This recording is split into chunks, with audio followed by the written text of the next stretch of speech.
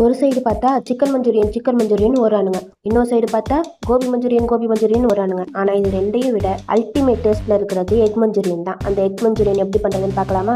இதோட டேஸ்ட் பங்கமாக இருக்கும். கம்மியாக பண்ணிங்கன்னா வீட்டில் கண்டிப்பாக சண்டை வந்துடும். அதனால 4 முட்டைக்கு மேலேயே எடுத்துக்கோங்க.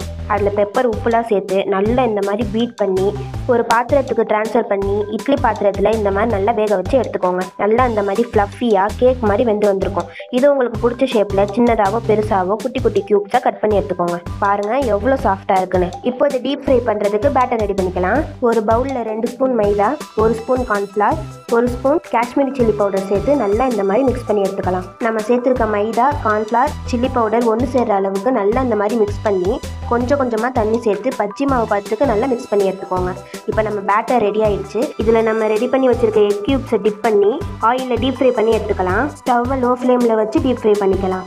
பார்க்குறதுக்கே சூப்பராக கோல்டன் கலரில் இந்த மாதிரி ஃப்ரை ஆகி வரும். இதை தனியாக எடுத்து வச்சுருங்க. சேனலை சப்ஸ்கிரைப் பண்ணி வச்சுக்கோங்க. இந்த மாதிரி சூப்பர் டிஷ்ஷஸ்லாம் ஃபியூச்சர் வீடியோவில் வரும். இப்போ மஞ்சூரியன் பண்ண ஸ்டார்ட் பண்ணிடலாமா? கடாய் நல்லா காஞ்சதும் எண்ணெய் சேர்த்து இடிச்சிருக்க இஞ்சி பூண்டு சேர்த்து அந்த எண்ணெயிலே நல்லா வதக்கி விடுங்க. இஞ்சி கலர் மாறினதும் ஃபைனாக சாப் பண்ணி வச்சிருக்க ஆனியன் சேர்த்து நல்லா வதக்கிக்கோங்க. ரொம்ப வதக்க வேணாம். இப்போ கட் பண்ணி வச்சிருக்க கேப்சிகமும் சேர்த்து நல்லா வதக்கிக்கோங்க.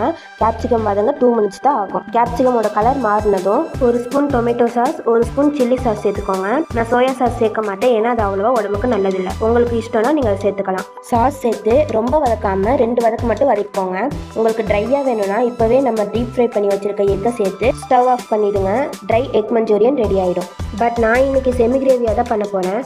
அதுக்கு 1 ஸ்பூன் கார்ன்ஃப்ளவரில் கொஞ்சமாக தண்ணி சேர்த்து அதை ஆட் பண்ணி ஒரு 2 நிமிஷத்துக்கு மட்டும் வதக்கி விட்டிங்கன்னா இந்த மாதிரி டெக்ஸ்சருக்கு வரும். இந்த டெக்ஸ்சரை தான் செமி கிரேவின்னு சொல்லுவோம். இப்போ நம்ம ஃப்ரை பண்ணி வச்சிருக்க எக்ஸை சேர்த்து நல்லா மிக்ஸ் பண்ணி சர்வ் பண்ணிங்கன்னா சூப்பரான எக் மஞ்சூரியன் ரெடி. பார்க்குறதுக்கே எவ்வளோ டெலிஷியஸாக இருக்குல்ல. இதை போய் நம்ம கடையில் வாங்கி சாப்பிட்லாமா? அஜினமோட்டோ அது இதுன்னு கலப்பாங்க. ஹெல்த்தியாக டேஸ்டியாக வீட்லேயே பண்ணி சாப்பிடுங்க. பாய் வின்னர்ஸ், மறக்காமல் சப்ஸ்கிரைப் பண்ணிடுங்க.